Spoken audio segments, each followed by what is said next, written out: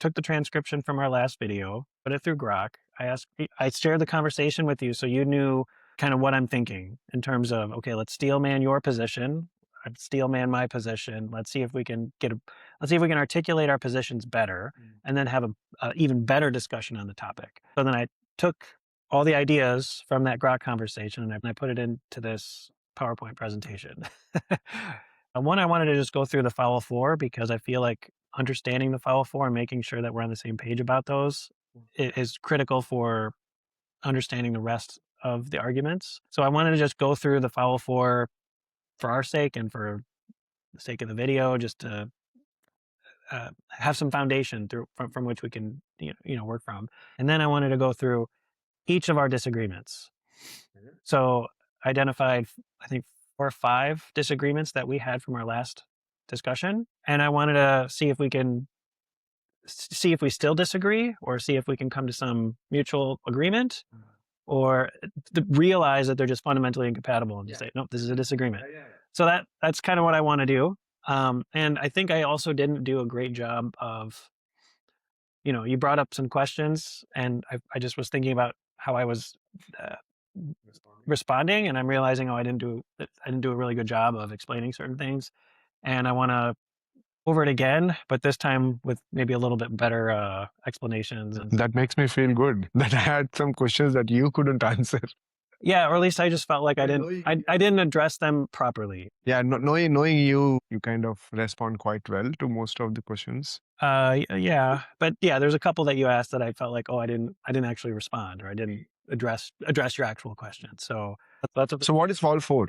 So foul 4. So these are the 4 harms that come anytime that parents impose rules on their kid. So Darren Stupple came up with these. It's in his book, The Sovereign Child. He explains them very nicely. And I just wanted to kind of briefly go through them and see if you agree with them. I think you would. I think most people would, actually. That's why I wanted to establish it, because this is where we can establish common ground. So the idea is that anytime you impose a rule, you create a rule, what you're doing, there's 4 damages that happen. And the first one, probably potentially the biggest one, is that it damages the parent-child relationship. This is my biggest worry as a parent.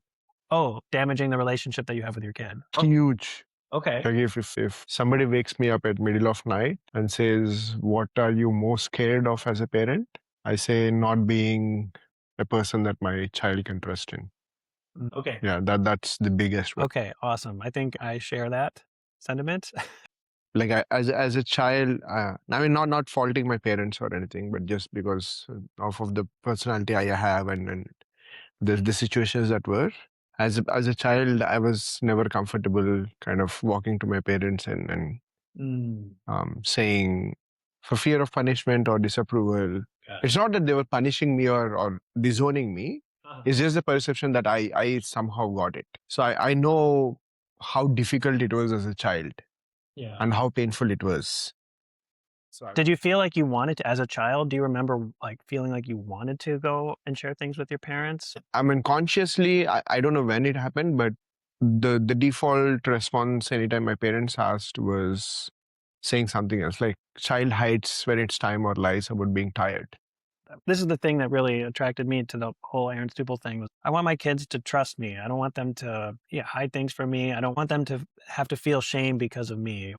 I don't want them to feel like that I disapprove of them or something if I try to, impose a rule or restrict them from doing something. I want them to, share their honest thoughts, desires. And I don't want them to fear punishment or disapproval. As a parent, I still do not have like a middle ground. Like we want the day to end at a certain time. So it's an ongoing conversation. For somebody who is blanket sovereign child might appear it as forcing, but then it's like, this is the time I am going to bed and we're kind of ending the night. Sometimes, so it's a flexible, ongoing conversation, also depending on the next day.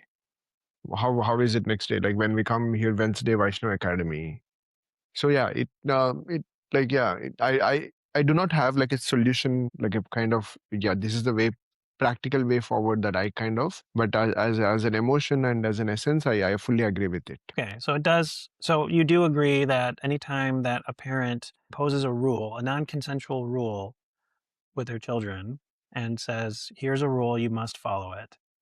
that does damage to the relationship because now the parent is a gatekeeper, is now the adversary, and that that rule damages the relationship because now the child may not see the parent as a trusted ally anymore, but they might see the parent as now, yeah, as blocking me from doing what I want,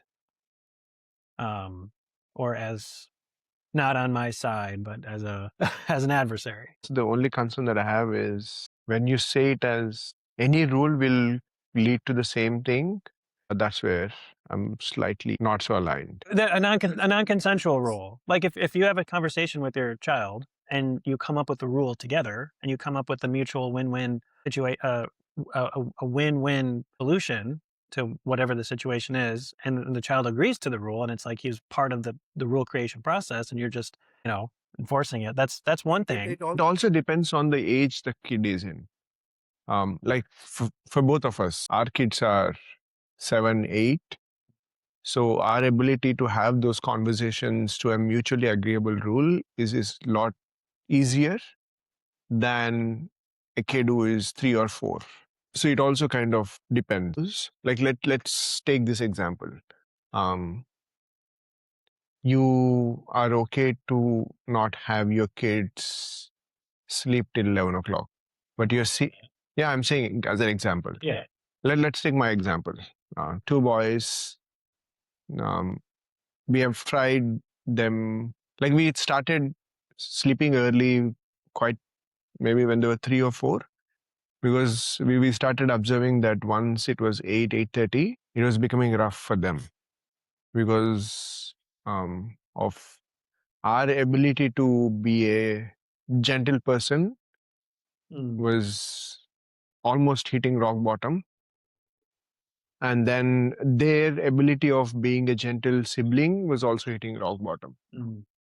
So it kind of creating these more volatile situations for the entire family. So then we felt like rather than having these 2 hours of volatile environment where we are not sure if we are going to shout on them or if they are going to kind of hit each other and all of that, just move the sleep time earlier, and then kind of you explain to them, but they might not get it. Yeah. So it's not that saying I don't care what you're feeling. We're just going in. Kind of explain. We have seen that it's also because it's not just you. It's my stamina and my patience is also not the same where I can kind of be respectful of what you want to play. So this is my boundary, and then I'm also seeing that it's also crossing your boundary, and we got to go and sleep. So that's a conversation we had, and then we brought it, and then that helped us a lot. Is it because you guys want to go to sleep and because your kids want to stay up that there's a conflict there? Or is it that you want them to go to sleep? No, we were okay to not sleep at that time, but um, it was all like the capacity of giving as a parent was almost zero at 8:39. Yeah. And then if there was even a small fraction or friction between both of them, then we couldn't kind of gently handle it. Then it was like, okay, stop it.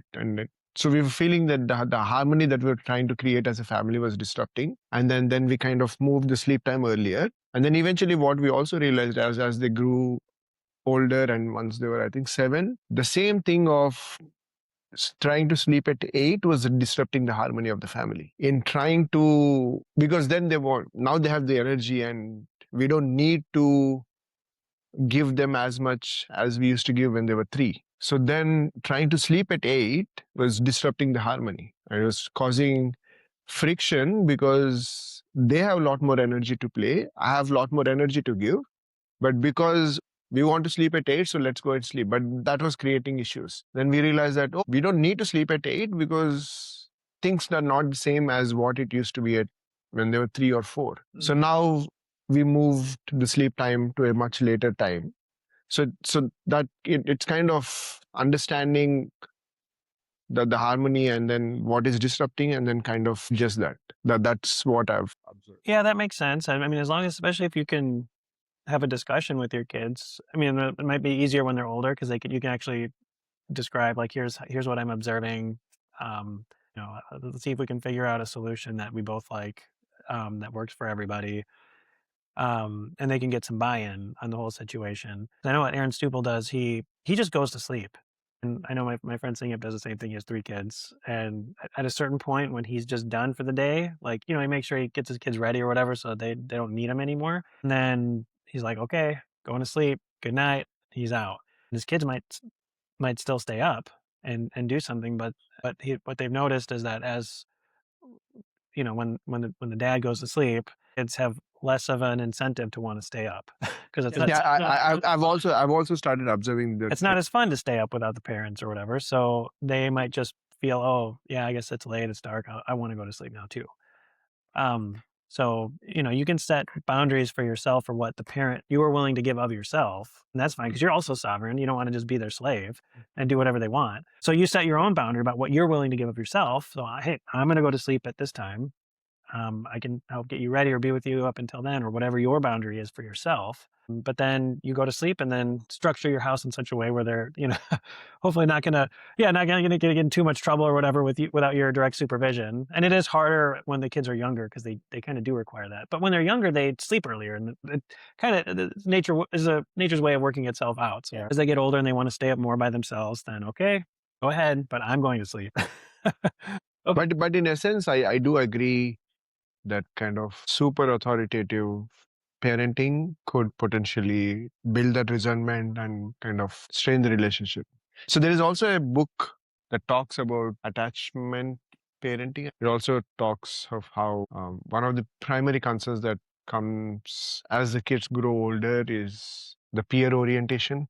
One of the ways that you can actually protect your child from kind of falling victim to the unwanted trends of peer orientation, like there is good things of peer orientation, like there are certain things that all of us do learn from our peers, but then there are certain boundaries that we don't want the child to cross just because of the peer orientation. When the child is kind of in this, has this deep attachment and connection to the parent, that relationship acts as a north pole. In testing times, kind of guides the child in making good decisions. So I think you see the value of having a strong relationship with your kids, and so things that might damage that relationship are generally things you want to avoid. And sounds like you agree that creating rules and imposing non-consensual rules with your kids treats you it turns you, the parent, to an adversary, an enforcer, and a gatekeeper, which damages that relationship between you and your child.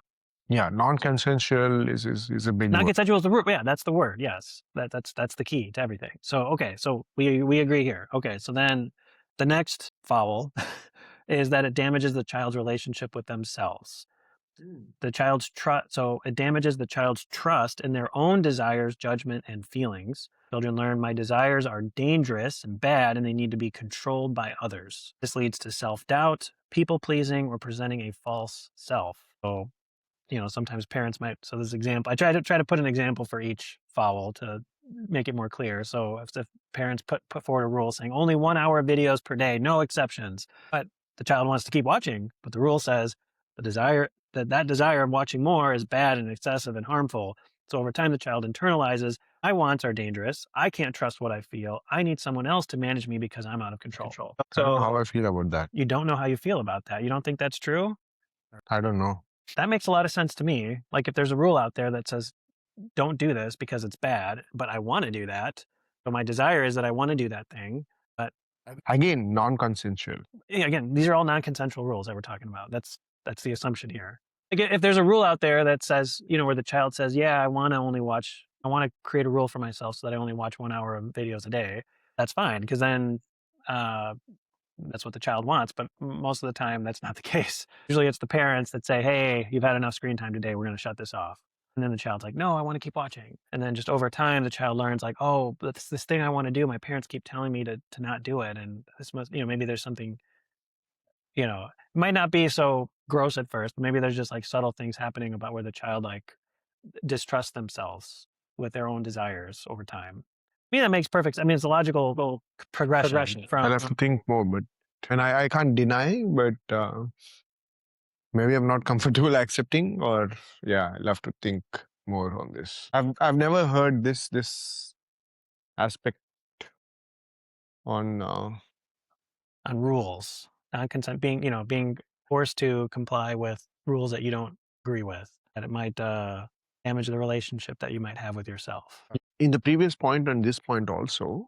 The challenge becomes when it is a comparison of that's how the household is versus that is one off. Would the outcome still be the same if non-consensual rules is the norm of the household versus non-consensual rule is an exception? Let's take this. Um, I'll I'll take two examples. One is the video thing, and then the other is as a parent, your child wants to play with you every day 1 hour, but there are certain days that you cannot play for 1 hour, and you for whatever reasons, and then you kind of, but then sometimes it's you're okay to not play for 1 hour, but you play for 1 hour, and sometimes so in the non-consensual, it also happens sometimes with the parents, and sometimes the non-consensual rule might just be a generic term, but it could also be something that the parent is willing to follow rather than imposing it. I fully agree with the previous thing and this one. More so in I think this one is if the non-consensual rule is the norm of the household. Like I'm the elder, I'm the father, I'm the mother, and this is a rule. And if I say the rule, this is how the rule it is. There's no conversation. That's for everything. That's for what you eat for breakfast, the dress you wear, everything. Everything is. So you're saying in an environment like that, you feel like that could lead to self-distrust because now all of a sudden my whole life is being controlled by these rules that that whatever my parent says goes, and I don't really have any say about it, because it seems like what I want to do is not it falls within the rules that my parents set. Therefore, I shouldn't really trust myself. I should trust my parents. Versus you try to have conversation with your child. You're a firm believer of consensual rules or consensual agreements. Rules, we'll kind of put it, consensual agreements. But in certain cases, you're seeing that the conversation is not moving forward, and then you just put down your foot and say, we're just doing this. In that case, you don't think it would have the same negative, or you don't think it would have the same damage to the kid if it's like a one-off situation where there's only like one or two rules where I put my foot down, I say, that this is the way it is. One or two rules, how sporadically? One or two rules every hour, or one or two rules every day, or one or two rules in general, or like or everything is okay for me, but this one thing, sorry, this is primary. Like for example, let's take the meat eating thing. That's so sacred for me that I will have conversations with you. I think that it's proportional. The more rules, the more damage. Yeah. The less rules, the less damage. And that's the only thing that really matters. And the point that there is damage taking place. It damages the relationship between the parent and the child, damages the relationship between the child and themselves. And there's two other damages that I feel that take place. No matter any time that we enforce a non-consensual rule, just know that there's damage that's taking place. Yeah, I don't think I'll be willing to agree with that. Like I don't see it as a quantitative percentages of one rule 1% damage, two rules 2%, three rules 3%, versus like or 1% rule 1% damage, 2% rule 2. Yeah, it might not be exactly like that, but the point is that there's the exact proportionality we might not know, but we know that the more rules, the more damage. Because the more rules, then it's with everything. The more rules, the more spontaneity goes away. It's with everything because you kind of limit yourself. You start self-doubting yourself. Oh, I want to do this, but the rule says this. Then is it that my aspirations and my interests are kind of not aligned with what? Yeah. So yeah, rules do, but then I I don't think I'll agree that rules do not have any place. Or again, it comes back to as non-consensual, consensual. Yeah. Yeah. So, I mean, so we know there's harm that's taking place. So the question is the benefit that you get from imposing that rule, does it outweigh the harm? And that's maybe a legit question for certain circumstances, which maybe we can get to later on down the line. Okay. So next one is that Before to that line, what you said, one of the things that I heard, I think from Nityananda Pran Prabhu or somebody, some maybe parenting podcast or somewhere, he said sometimes the kid wants to do something and I'm not okay with it, but then when I give in, and then the outcome is not is what I expected, and I was not okay with it, then it becomes much more difficult for me to control. So kind of manage the whole situation.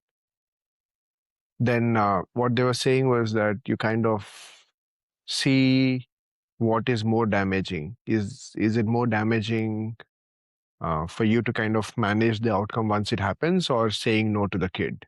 And whatever is the more damaging thing, don't do that.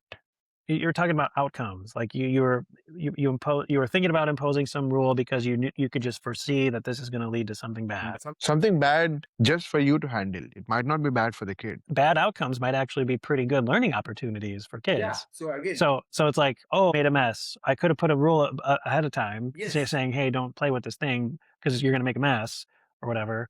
But then they do they play with the thing, they make the mess. Sure enough, whatever you were expecting happens. But now the kid realized, oh, that's what happens when I do this, and then so they learn, and then now when we make mess, we got to clean all this up, and it's a good learning experience. But for you, it's like a big negative outcome because now I'm more stress in my life because there's more chaos. Yeah, if I'm willing to handle that part, then yeah, whatever is more damaging for you. I'd much rather take on the stress of dealing with so-called bad outcomes of something if it doesn't damage the relationship that I have with my kids. Yes, it does take more work. Yes, it takes a little bit more presence and maybe more time and more involvement, but I think that's worth it. Yeah, you should also be like that. There could be certain days or certain situations where you don't have that level. Yeah, so then you put boundaries up for yourself, for what you were willing to offer about yourself. Another thing that I like to think about in general is that this is an ideal. An ideal parent would not have to impose any rules. That would be an ideal stand for. That would be something to strive for. It's like an impossible standard. Is imposing non-consensual rules. Yes, or an ideal parent would never enforce non-consensual rules unless there's very specific extenuating circumstances, which I want to get to because that was part of your disagreements from our last conversation. Like we in the Hare Krishna world, we have this ideal of a pure devotee. It's this impossible ideal standard that when we hear about in our conditioned state, we think this is never gonna, we're never ever gonna get there, or it's like this crazy standard. But it's an ideal. It's something to strive for. It's something that you can make progressive steps toward. So similarly, that's how I see non-coercive parenting. It's an ideal. It's something that we might not be able to get to right away, but we might be able to take progressive steps towards getting closer to that. I want it. That's the direction I want to go. Next damage that comes anytime that we impose a rule is it damages the children's problem-solving ability, because now kids don't internalize the why, like why is this rule in place? Rather, they focus on navigating the rule. So either they have to appease the enforcer to avoid a punishment, or they have to rebel. So it's like, how do I navigate the rule versus understanding why the rule is there in the first place? And then it blocks learning, prevents error correction, creativity and negotiation skills are stunted. So the example that Grok spit out was forcing kids to say please and thank you. So of course Aaron Stupple would never force his kids to, say please and thank you for whatever, because they learned the performance of doing those things instead of what the reason is behind doing those things. So because the reason is that you want to instill genuine gratitude, the ability to read social cues, the ability to build relationships. But oftentimes if kids are forced to do things, which on the surface might do those things, but internally they don't actually grasp why they're doing it. They're just doing the performance. Would reminding be considered as forcing?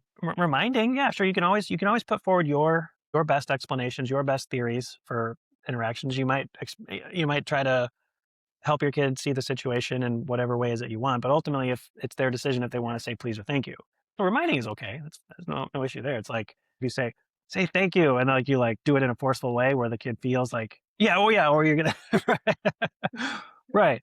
So I think that's where the issue comes in. That's the next one, and then the last foul that Aaron Stupple mentions is that it damages the child's understanding of how the world works. It's kind of going from micro to macro. Like the way how the four things are, I'm kind of seeing it. If we put the second one as the first one, then they lose that relationship with themselves, then with the parent, then with kind of the society, and then the entire world. Okay, I guess I could see that. So kids learn that life's challenges are best handled by finding the right external authority and complying with it versus figuring things out for themselves. So this creates an external locus of control, belief that solutions come from outside rather than from your own mind. And then what happens is that kids may struggle with independent thinking and they wait for bosses or governments or experts to dictate solutions and they feel lost when there's no clear authority. So I think the perfect example of this was the whole COVID craziness. So many people who were raised in a heavy rule based environment growing up, they learn that in order for them to navigate the world, they have to wait for the authorities to tell them what to do. Otherwise, they feel lost. So then, when the authorities issue their solutions, in the COVID's case, like masks, lockdowns, and vaccinating even young children, like they advocate all this nonsense, which turns out to be completely ridiculous, especially in hindsight. I've no, They feel I've neither for or against opinion on the COVID protocols, but yeah. well, we can have that discussion if you want, but I think these are pretty clear things. It's been more or less accepted that masks don't do anything; they don't actually help. But yet the authorities were telling everybody that you should wear masks when they actually probably did more harm than they did actually help anything. So the authorities were wrong. And then You believe so? I think that's pretty well accepted. We can dive into that later. I don't want to get into that right now, but I that my understanding is that's the way it is. And then lockdowns, I think that was also another thing that had a lot of negative consequences for the economy, for people's health, for people. So many things. There's all these negative consequences of that, and the lockdowns didn't actually help very much with what they were trying to solve. I mean, not.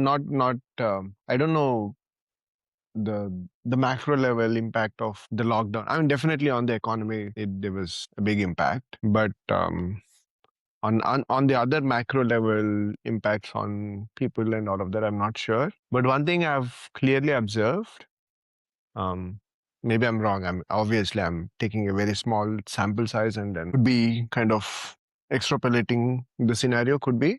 But one thing that I've observed is the kids who are born 2019 and then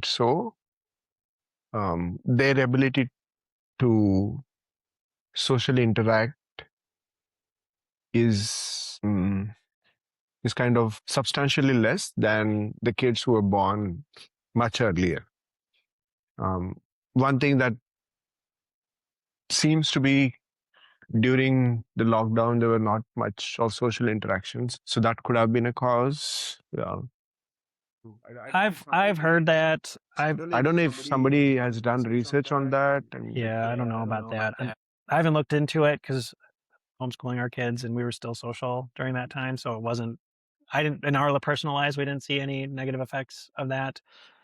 I've heard people make those claims. So maybe there's some truth to it. I just don't know. Hey, so you caught us right in the middle of our parenting discussion. Were you giving your presentation? I'm giving a presentation. I put together a presentation. I originally titled the presentation "Why Haridvani is Wrong," but then I changed the title to just something else. I want to get to those points where we're wrong. So I think that's going to be the best part. But right now, I'm just laying some groundwork. But I think it's actually good that you came just now. So I'm going to do a quick recap just to get you up to speed, and then we're going to continue. Okay. So, have you been hearing any of the our podcasts that we've done so far about sovereign child parenting or anything? Oh, sovereign child. Yeah, no, I haven't. Okay. Right now, we're trying to establish that anytime that a parent establishes and enforces a non-consensual rule with their children, so like they impose a rule that the children must follow, otherwise they're going to get in trouble, or there has to be some coercion in order to enforce the rule because the children has not agreed to it. that it causes damage. And there's 4 types of damage that happen every time that a parent imposes these rules. One is that it impairs the You said any rule that the kid doesn't agree to, consent. correct. Yeah, to. non-consensual rule. Okay. Anytime The that four- the parent enforces a non-consensual rule, it damages. There's 4 damages that take place. Okay. So one is that it damages the relationship between the parent and the child, because now the parent is seen as a gatekeeper, as an adversary, as an enforcer, as someone that the child feels like they have to navigate around, and instead of a trusted ally. So even as an adult, just imagine anytime that someone imposing a rule that you don't agree with. Yeah. How does that affect your relationship with that person? Yeah, To I'm asking response? you. How do you feel? Just what's your experience? it definitely depends on the rule. Well, there's a rule that you disagree with. Let's say your company says that you have to track your company is imposing some rule on you that you have to track every single minute of your day. You have to account for every single second of your time. Yeah, I mean, And I would hate that. You would hate that. And I how would do you think be- that would impact your relationship with your company or your boss? Or Yeah, whoever's it would be imposing? negative. Okay. Definitely. So that's just If it's the rule that I disagree yeah, that's the with. whole idea. Yeah. It's something that it doesn't sit well with you in your mind. So, but yet you're forced to follow it, and someone is coercing you, either through physical force or through psychological coercion or through something to make you follow that rule.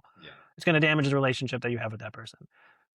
So just as it does for adults, also damages the relationship with your children. So anytime you do something like that as a parent, there is damage there. So just acknowledging that's a reality.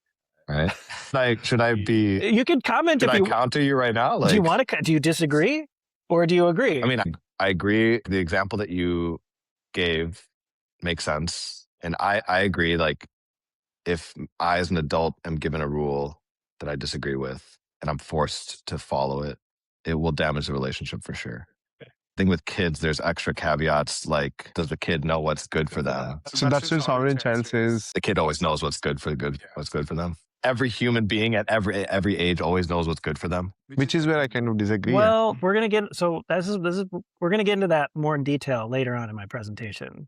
But it sounds like you, based just on your little reaction to this, Yeah. it sounds like you subscribe to a more just typical parent mentality, where you Definitely. feel like the parent knows best, and that the child does not know what's best for them. The child does not always know what's best for them. Like in some instances, maybe they do have some sense of their limits that I'm not privy to. I can accept that there might be instances where they might know something more about themselves than I do.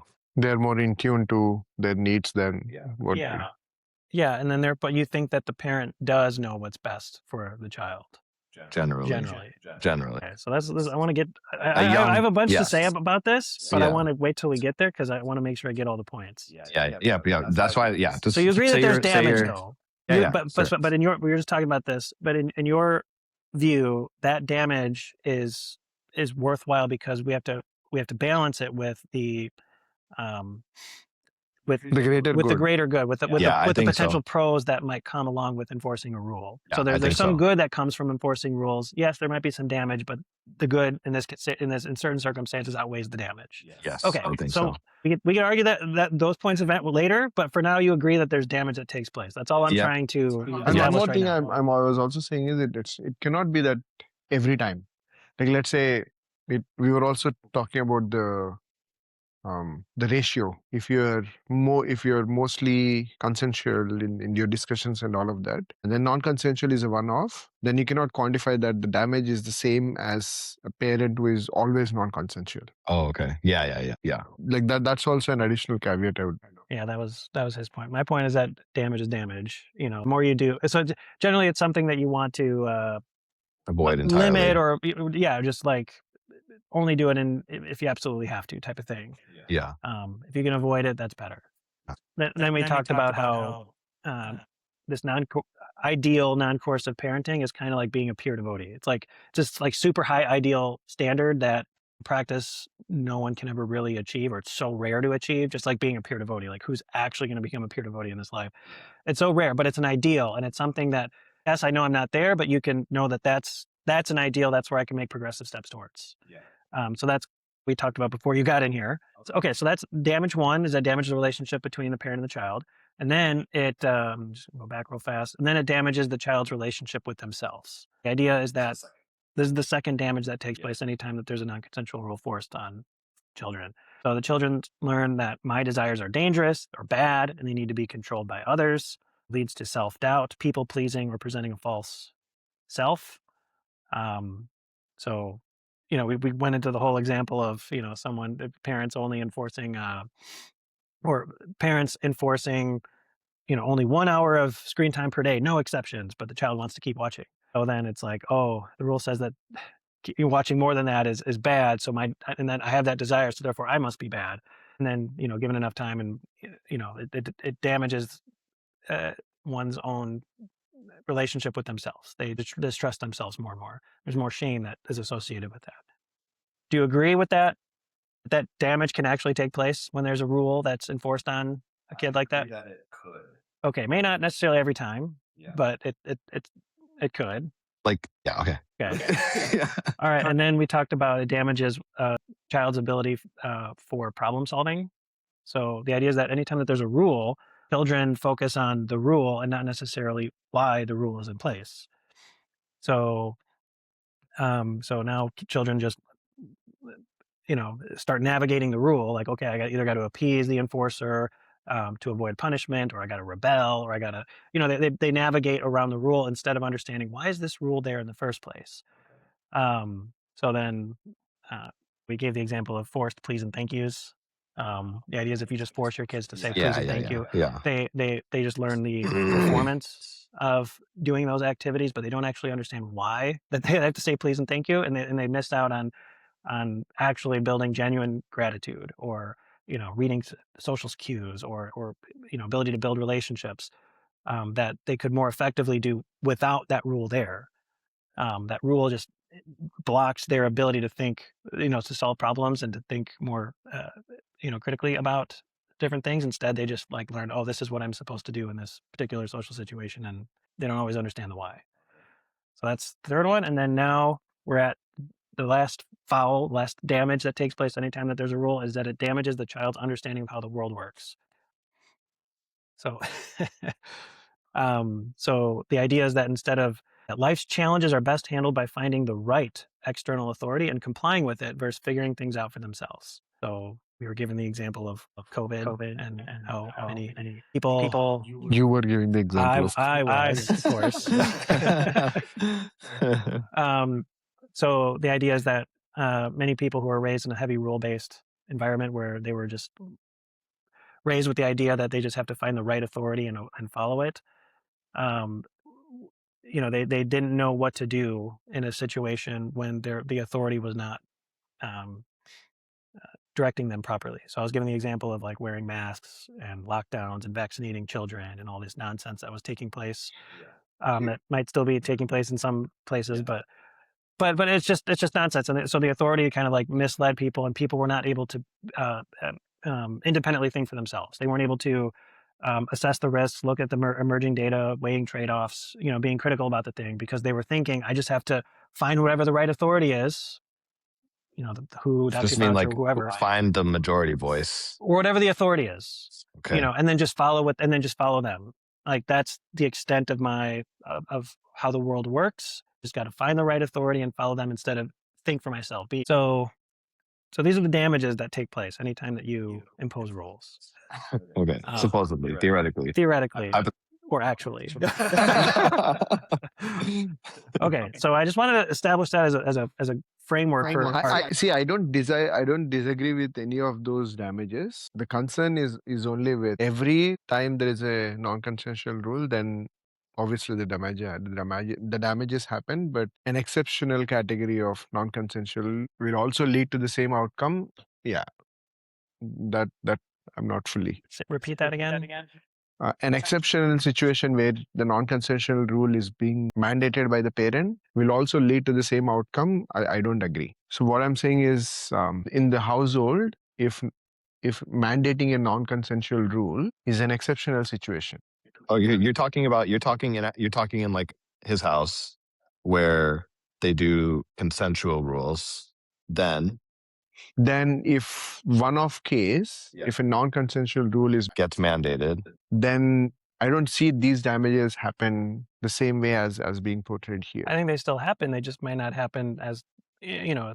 Like you think they'll be worse? No, I don't think it would happen. Like I think Oh. the kid eventually will understand. Okay, so this is a disagreement because I think it happens regardless. Just might not be as. I feel like that would be quite confusing, wouldn't it? Like if you live in a house where the child determines the rules, essentially.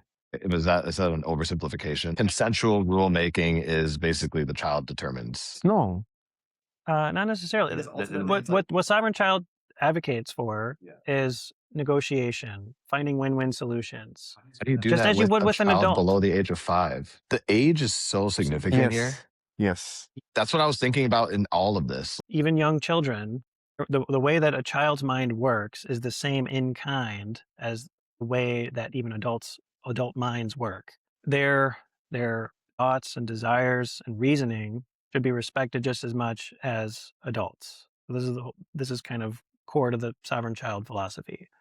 Respected is quite a general term. When I might respect that they have reasoning and their desires and thoughts, but equating the reasoning of a 5-year-old child with a 12-year-old child is not correct. The reasoning is you respect that the child, a 1-year child is also reasoning, but then the reasoning is not to the same level as what a 5-year-old. Yeah. So when you say respect, when the way that you were using respect is meaning that you accept the same reasoning of a 5-year child with the same level and kind of equate both of them. They're not equal. Same is at that, like a 20-year-old, my reasoning was much not as mature as what my reasoning is as a 35-year-old.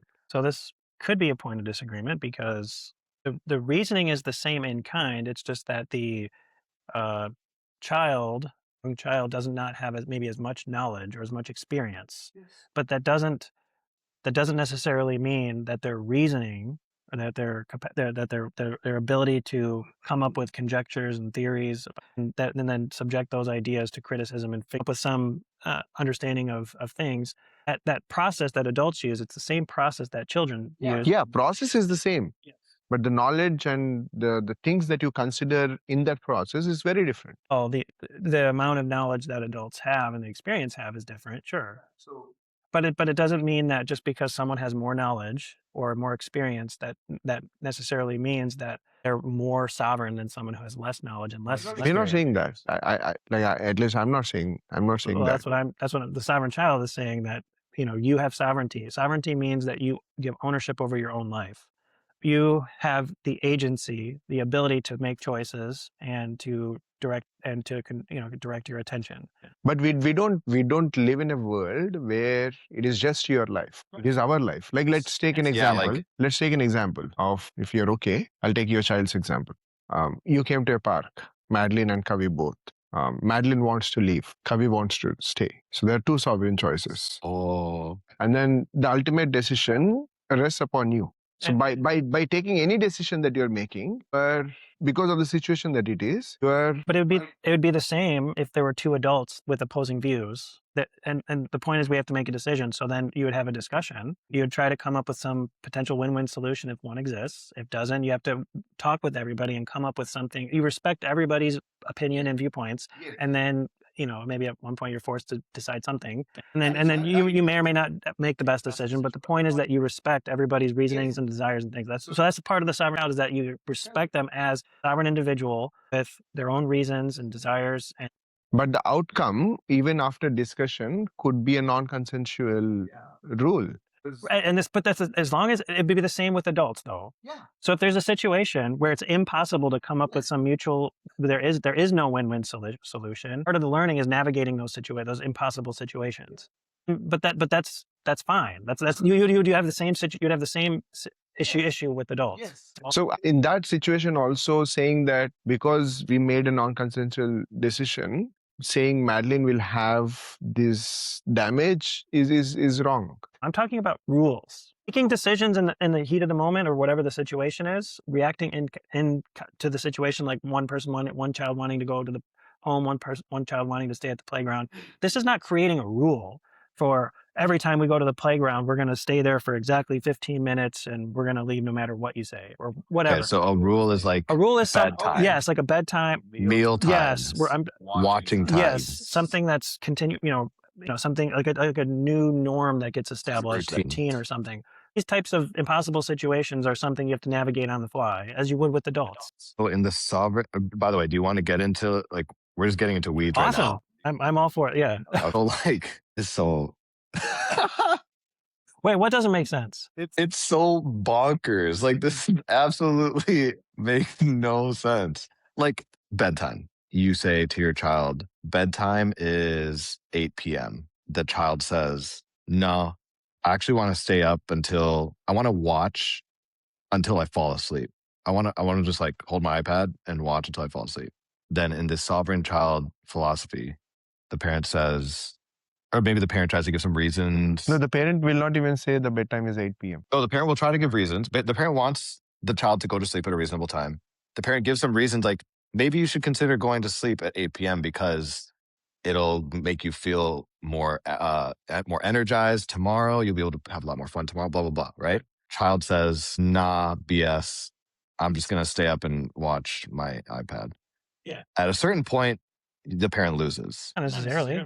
So, With a sub 5-year-old all the time, 100% of the time. Are you kidding? You've had experiences of like a thing that like what is like something that your child is very attached to? yeah, I mean, they do like their iPads. Or we can just say watching is just a universal fiction.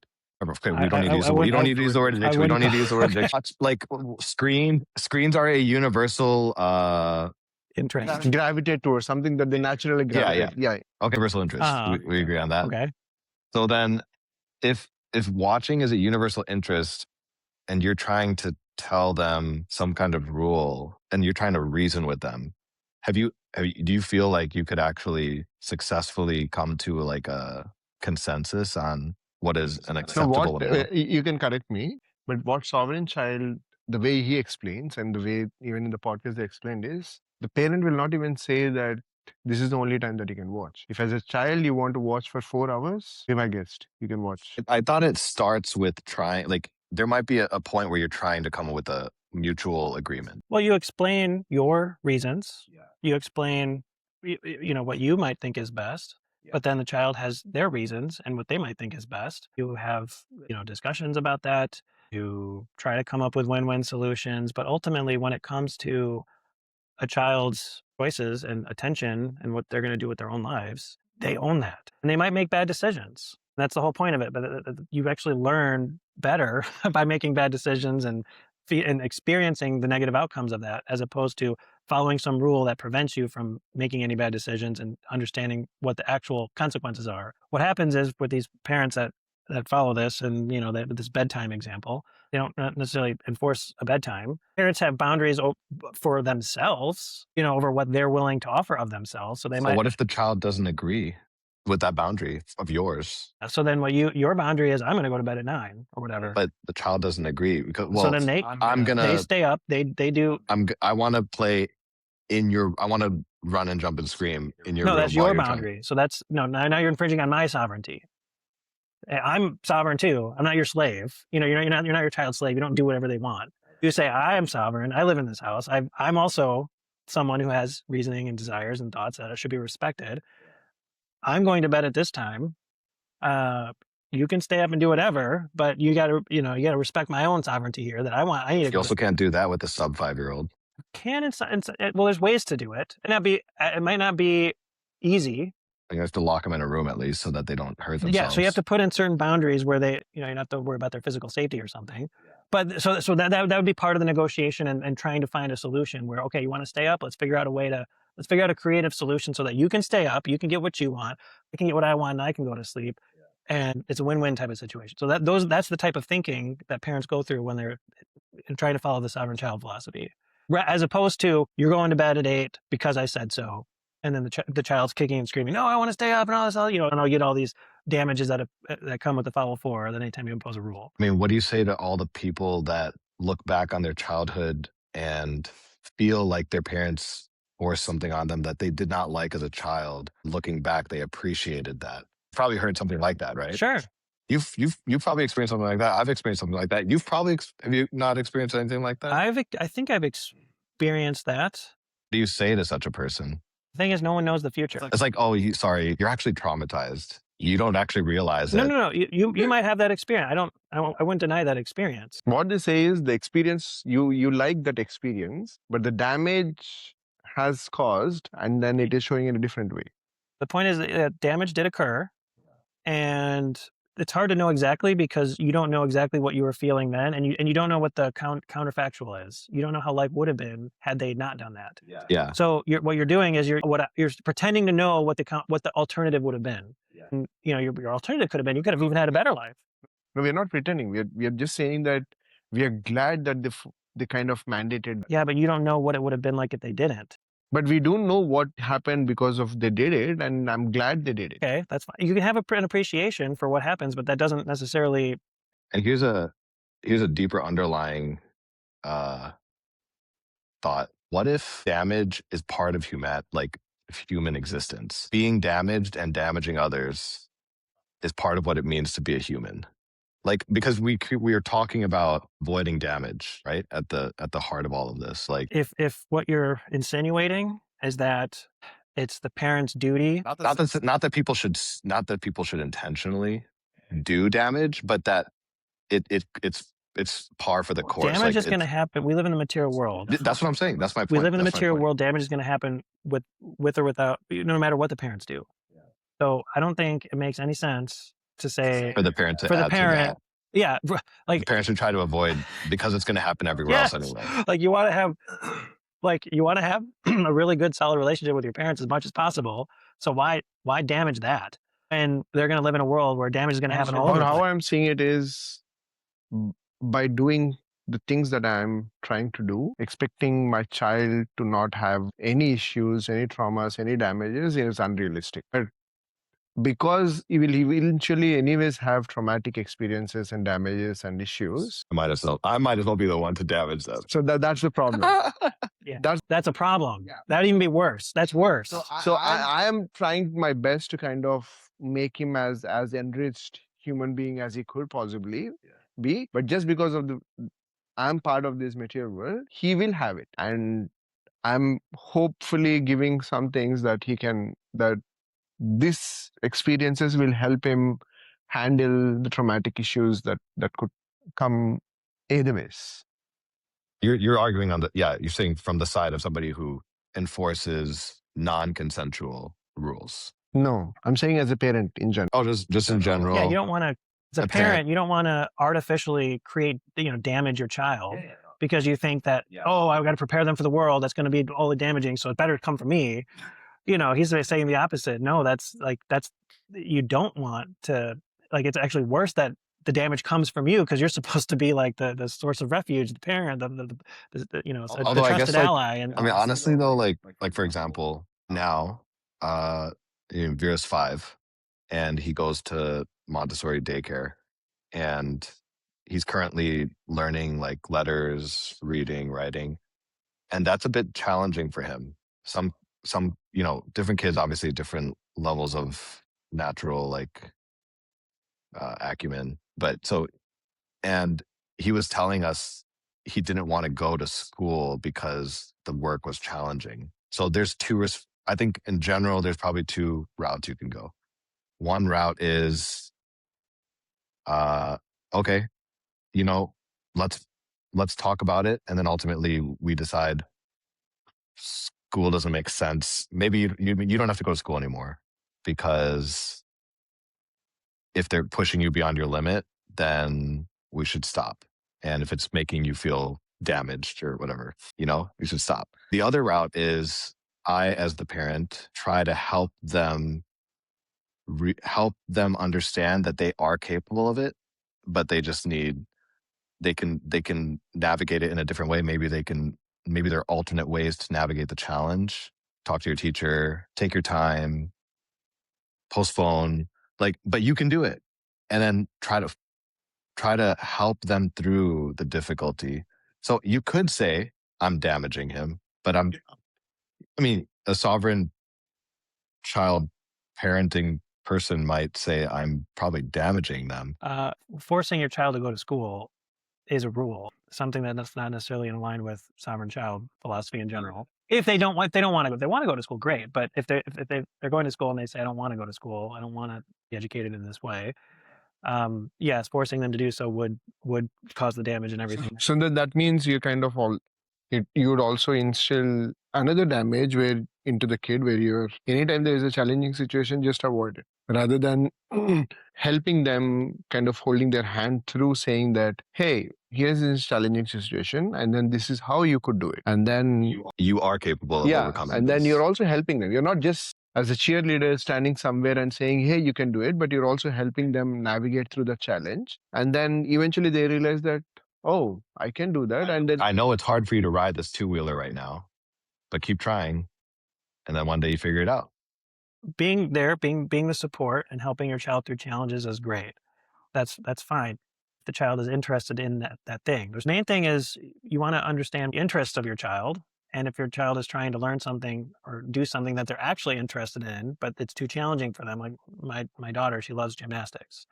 She can't do I don't know, there's certain moves that she's working on that's a challenge for her, but she loves gymnastics. So for me, it's much easier to help her with these types of messages of overcoming challenges and everything with things that she's actually interested in, because she can learn those lessons just fine in other areas. She doesn't have to learn those lessons necessarily by doing things that she hates, because that's where you're going to learn the lesson the best. now, I don't know about Madeline's case, but in at least in Mukunda Murari's case, it took us quite a lot of trials to eventually for us and for them to realize that they actually like sports. Initially, when we started, they hated it, but then we gave some break and then started it and then break and then but different sport and then Yeah, it sounded like you were at least listening to your child, that they hated initially, took a break. Okay, but then unless you kind of so if the first time we tried, I say, oh, Mukunda Murari hate sports, so let's not even try it again. If you thought that, then we'd have never realized that they actually like sports. So my point is, unless I try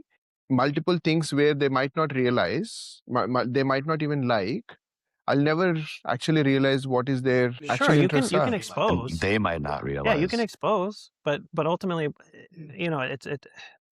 you should provide facility and expose them to all kinds of opportunities out there. Ultimately, it's for them to decide on what they want to do. So, like right now, Covey, he doesn't like organized sports at all. So I'm not pushing or forcing him to do any of that. But he likes other things. He likes Minecraft. He likes unstructured play. He likes other things, which we're encouraging. That's fine. I think that forcing your kid to do something that they're clearly saying they don't want to do, with the idea that maybe in the future they'll No, like not it. that. Not that. I didn't say forcing. When they're clearly saying that I hate this, if you force them, yeah, they will obviously, even if they eventually become great at it, they'll just hate. Yeah. So then what? So then you're just exposing them, and if they giving them the opportunities, and if they don't like it, then you're not forcing. So that's fine. What's the issue with that? My issue is the indication that you are giving was that if the kid if it's challenging situation for the kid, kind of don't go into that direction was what you were indicating earlier. No, I'm not saying if it's challenging, don't do it. I'm saying what's your interest? Like for me, preserving interests of kids is very important. Like if a kid has an interest in something, I want to preserve that because I find that so valuable. And I want to do whatever I can to facilitate that, to grow it, to whatever that interest is. So I just don't want to squash children's interests and the ability to find out things that they like for themselves by forcing them to do things that they don't like, that they're not interested in. And I just think that they can learn all these lessons of, I don't know, resilience and overcoming challenges and all these other things by doing things that they're interested in versus doing things that they hate, but their parents are forcing them to do. Is there any I guess for you personally, is there any is there any lifestyle or life habits that you consider detrimental? Yeah, Okay. like alcohol, Because intoxication. becoming an alcoholic or so something like that. So Okay. that's one of the so even Aaron Stupple, he talks about intoxication. He would not, if his kids wanted heroin or alcohol or some well-known poison, he's not going to facilitate that. But he says if my kid goes to a general store and wants to get a beer, I'm okay with it. In that specific instance, he did use that example because, Corona tastes nasty. So if you give, a Corona beer to, And for him, it's nasty, but the kid might like it. I kind of resonate with what he would do. Or the kid can find an alcohol that tastes good. That was just a quick little side example that he gave that, he might just allow it just because no kid is going to think that this tastes good. So go ahead. But let's say there is a tasty alcohol out there that is actually a poison, but it tastes good. That might be a bigger concern for him. It'd be like heroin in that case, in which case he would not do it. So when there's a well-known poison or something that is like falls under the category of like a clinically addictive substance, Aaron Stupple would address that situation. He was really try to understand why. Why do you want heroin? Why do you want alcohol? And try to understand what the actual underlying reason is for that want, and seeing if there's other ways to facilitate that desire that's not, exposing them to something that's chemically addictive. Does this person have kids? He's got 5 kids. Yeah. What's the oldest? At the time of the podcast, I think he had a 7-year-old. His oldest is 7 years old. Yeah. So we should check back in like, I don't know, 15 years, see what's going on with that 7-year-old. Yeah. I mean, he's not the only one that does this. There's basically what I'm also curious, like, do you not feel that the nature of the child plays in, like essentially karma plays in, like, because I can say there's no restrictions on watching for my kid and it'll affect my kid one way. And you can also say there's no restrictions on watching for your kid and it'll affect your kid a different way. Sure. It can affect somebody negatively. The point would say that who are we to, who are you as a... Like what constitutes negative? Or how did you know the future also? Yeah, how you don't know the future. You don't know. Yeah, you're claiming that you know what's best, and you don't know. You don't have a counterfactual. So like you're just making all these assumptions and all these lines of thinking. My concern is when it kind of feels quite inconsistent that in certain things, if it is alcohol or if it is a life's imminent danger, as a parent, I know better than the child. But if it is not in these categories, the child knows everything well. Like it feels inconsistent for me. Either we say that the child fully knows in all cases, but even if the child knows well in the case of alcohol, because it is a personal preference for me, I'll not allow it. Because the same alcohol could also be for the food. We do know that sugar could be to some degree addictive, or there are certain categories of food that are not healthy. If you let the kid eat just the junk food and not protein at all, there are health issues. So as a 34-year-old, you know that. A 5-year-old will not know that. Like they literally intellectually cannot know that. Yeah. Even if they want a reason, because just the amount of knowledge that's available. So it is not from a sense of superiority and saying that I know it, bro, you don't know it. It's not from that. It's just that there are certain things that you cannot comprehend that I can. On a practical level, like this is one of the areas that I personally don't apply sovereign child philosophy in. So like I don't allow my kids just to eat whatever snacks they want all day and never eat anything nutritious. So this is something where I do engage in some kind of coercion, and I guess there's rules and stuff that do get enforced in this area. Gotcha. You got me. Yeah, no. Guilty as charged. But the thing is, like the way I see it though is that it's because I am unable to think of a creative solution, a win-win solution where I don't have to engage in, coercion and creating rules. Whereas I think someone who is a more ideal parent, who had the creativity or whatever, they would have figured out a way to create some kind of a win-win situation out of this, where the child does get whatever nutrition that they require, and at the same time without coercing and creating all these rules. I haven't been able to figure that out, but I feel like a more ideal parent would be able to figure that out. Maybe if the parent has the right karmic makeup, if the child has the right karmic makeup, like there's so many factors. Sure. Like, right, but it's an ideal. Or they just have because of the karmic thing, they just have the ability of making certain things available, which are healthy and nutritious. Yeah, and taste good. I mean, Aaron Stubble does talk about how he does give his kids free reign to all the snacks. They have access to all the snacks are at their level. They can get one whenever they want, Like whatever snack they whatever want. snack. I mean, Like when they go to the store, it's like whatever you want, grab it something like that. Yeah. I mean, that within the budget. yeah. I mean, obviously, they don't have unlimited money, so they can't buy Yeah. literally everything. But Yeah. within whatever their resources that they can provide, that they just amply provide whatever for their children. And then what they've noticed, this is not something I'm talking about from my experience, but from his experience, is that his kids, as long as they get like exposed to all the different foods, is that they learn what feels good for their body over time. Like initially, yeah, they just go nuts eating snacks all day. Like, one of his kids ate ice cream like every day for like a week, or, and that's all he ate. But then over time, they learn how they feel and how, oh, okay, that actually doesn't make me feel good if I eat this way. And then they learn that, oh, if I eat this other food, it actually does make me feel better. That eventually they get to a point where they can self-regulate and actually eat something healthy. But it takes time, and it takes willingness to allow your kid to feel miserable for a certain period of time to be able to get to that point. And I'm a little scared for me to allow that. Really, it works for him because he did it. He said he was a conventional parent for some of the kids, or some part of his parenting career, and then he just like found this philosophy, adopted it, and applied it. And was his experience, is that it can actually work. It may work. I want to say that there's a way to do it, but I don't feel like I have the creativity or the experience or the authority to really defend that. What is even the role of a parent? Like, is the parent just there? What is the role of a parent? Facilitator, guide, maybe. Facilitator, guide. Paramatma. Trusted ally. Make the desires a reality. Well, just trusted ally, being a support, be someone who's always there for your kid. I think that's an awesome role. It doesn't have to be anything more than that. I mean, you do have certain responsibilities as a parent to care for their physical safety and provide for them so they can survive, and so like basic things, like, so you are a provider, and then you facilitate, you guide. And are you trying to help them prepare to live their own lives as adults? Right. Yeah. And so what if, I mean, we can't help but talk in what ifs, right? Like, I get that the counter is always going to be, you don't know the future, but what if one possible future is the child just stares at a screen until they're 25? And then what do you do? Like, I guess do you not feel like that was a failure as a parent?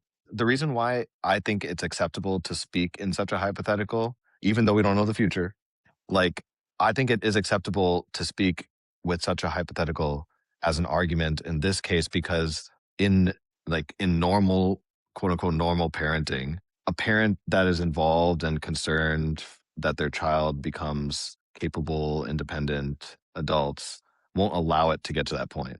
But a sovereign child parent will just agree with whatever the kid says. Well, not necessarily. No, you're still interested in your child growing to become an independent, successful contributor to society. Of course, you're interested. Yeah, but and then you facilitate that, and to the best of and your ability to convince the child that they should do something other so then than what's watch the a best screen. way to do it? Is the best way to do it is to create all these rules and force people to do it, and then create all this resentment and have your child rebel when they're teenager years, and then that might have certain results where they do things behind your back, and they might have all the other negative consequences that we could also go what if scenarios. Yeah. So like all these what if scenarios about respecting children's sovereignty.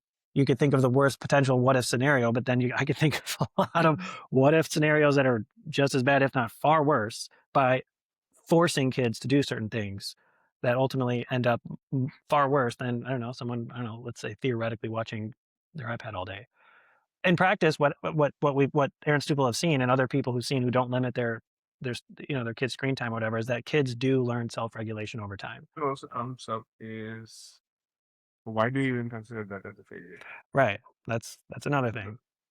Well, that's why I started with, if the goal of the parent is to help the child be an individual, like a self-supporting individual adult, then you can pretty tangibly measure success or failure, right? Like, does the child have income? You're almost there at a time where the child can just sit on the couch, stare at a TV, and still learn. Yeah. I know, now it's becoming weird. Yeah.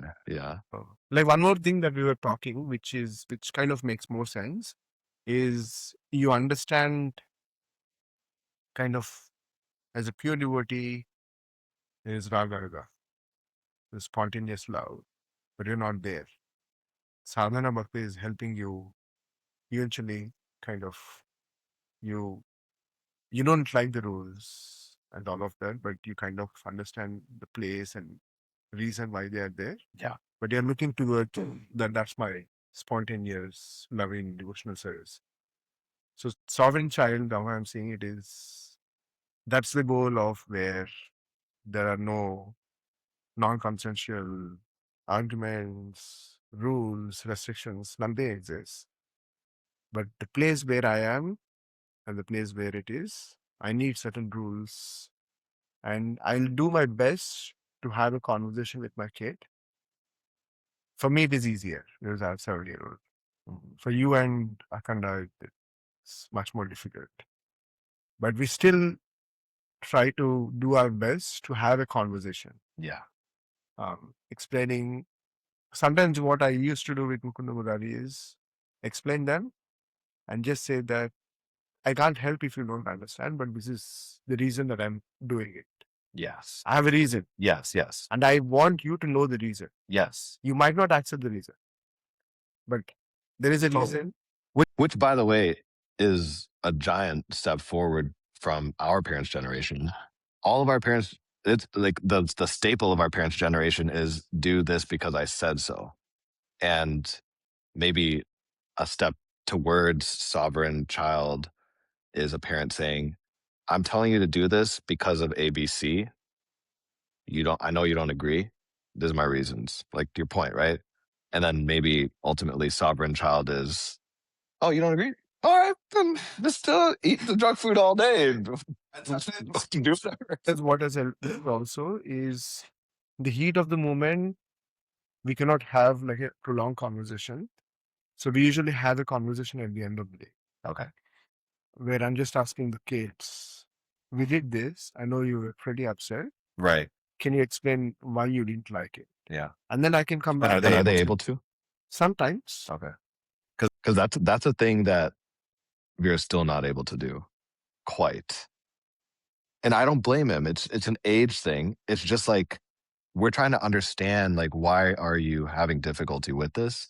And he's not able to explain it. And if you have to be very careful how you question too, because you can lead. You can be like, oh, is it because I gave you the broccoli and you didn't want to eat the broccoli? Yeah. And he's like, yep, that's what it is. It's like, but I just led you, like. Yeah, but sometimes sometimes you do have to verbalize what the options are because they can't say certain things, but they can recognize it when they hear it. Yeah. I love anyway, this is a side point, but I love like sometimes when Naomi comes back from school or something, and Shruti would be like, what'd you do at school today? And Naomi will say like some gibberish, and Shruti thinks she heard something. She's like, oh, you played with Sophia? And then Naomi's like, yeah, I played with Sophia. And then she'll like just say yes to whatever Shruti says. I'm like, oh, and then did you go to outer space? He's like, yeah, I went to outer space. Oh, and then did you play basketball? Yeah, I played like they just do it. A child. Yeah. When I was 2, 3? She's 2. Yeah. Yeah. There's more to discuss. Parenting is a big topic. So This is it was awesome that you came. This one makes me emotional. Really? Yeah. Like because as you were even explaining the 4 damages or whatever, like all I can play through is I was just playing through scenarios in my head of just like playing out like if I let Vera do X, where it can go. And obviously I as a parent especially, I'll probably just think of the worst possible possibility. And I accept that maybe it'll go that way and then maybe it'll regulate. Like maybe it'll come back to, what's humanly decent. But it's so scary terrifying to like let the reins go. Yeah. I think that's a very common among all parents. I think that's the reason why a lot of parents do engage in traditional rule-based course of parenting is because of fear. I think fear is a big motivator for people's actions in general, but specifically, but parents when it comes to their kids.